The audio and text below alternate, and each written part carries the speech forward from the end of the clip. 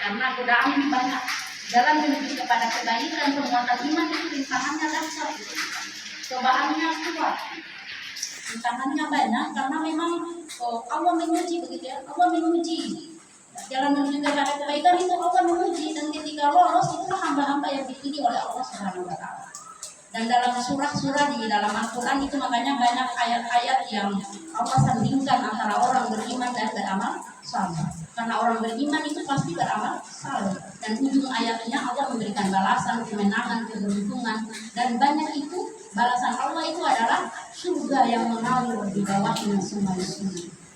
Jadi Allah sedang memberikan motivasi pada katong supaya katong itu giat untuk beramal saleh, karena pahalanya insya Allah surga yang mengalir di bawahnya sungai-sungai. Bahkan penafsiran daripada ulama, kalau Allah bilang begitu berarti pahalanya itu tidak ada batasnya. Saking luar biasanya hamba itu berusaha untuk menguatkan iman dan meningkatkan amal saleh, maka Allah memberikan balasan yang begitu seperti itu. Jadi kayak begitu Pak. Kemudian yang kedua itu memang sholat khusyuk itu butuh perjuangan ya, tidak gampang gitu ya. Jadi memang katong harus memang katong ketika katong mau datang sholat, katong harus mengatakan bahwa ya Allah, saya datang untuk menghadap Allah. Makanya ketika sholat itu sebenarnya latihan mati 5 menit begitu saja. Jangan ingat dunia dulu, ingat akhirat gitu ya. Katong ingat akhirat dulu untuk sementara itu ya.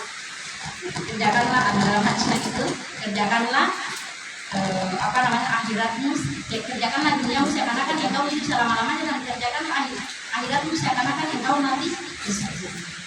Tipsnya bagaimana kalau kita tipsnya bagaimana agar sholat itu usahakan bacaan-bacaan dalam sholat mulai dari takbiratul ihram sampai salam ditahu artinya, karena dahsyat gitu ya. Paling dahsyat doa-doa yang ada dalam bacaan-bacaan dalam sholat itu dahsyat gitu. Doanya mustajab luar biasa.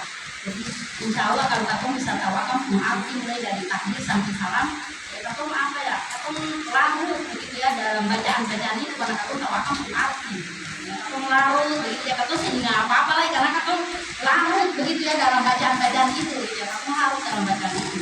Jadi tipsnya itu gitu. Jadi katong bisa diusahakan begitu, bikin kecil hari ini 2 lembar, 3 lembar, insya Allah nanti sampai selesai. Jadi dengan itu maka insya Allah salat kita menjadi khusyuk, karena bukan katong pengen katong salat itu khusyuk ya, khusyuk benar-benar menghadap Allah Subhanahu wa Ta'ala.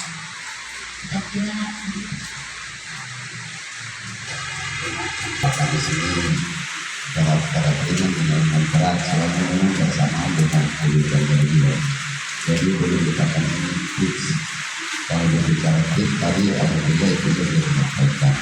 Tetapi kalau dari juga secara keagamaan, kalau kami bicara tentang profesinya, barangkali yang perlu kita sampaikan bahwa apapun yang menggonggol kita juga sebagai seorang ulama, alangkah baiknya hal itu disampaikan atau curhat kepada sang istri, sehingga ketika sampai di rumah istri pun mengetahui keadaannya apa, bukan seperti apa, dan istri pun bisa berbagi.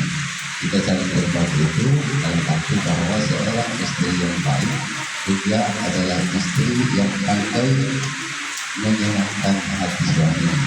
Wa inna jawaa'i syarat itu merupakan bagian dari kewajiban seorang istri yang menjadi hak daripada seorang suami. Ketika dia pulang barangkali dari tempat sebelum dengan masalah seorang istri yang baik harus dihadapi dengan senyum yang indah. Karena seorang istri tanpa sedikit yang kalahkan apa sayang atau masalah apa juga. Kamu bangga ya dengan menangis saya, sehingga bapak yang tadi pulang dulu itu di sana, apalagi sampai dengan video. Terima kasih, semoga kata ini bisa kita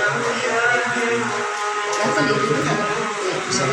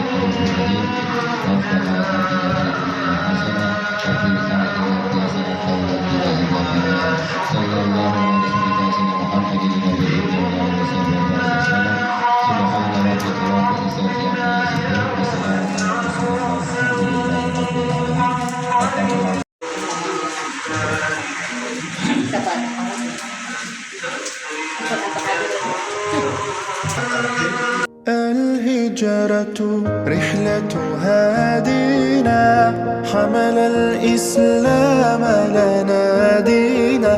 الهجرة رحلة هادينا، حمل الإسلام لنا دينا.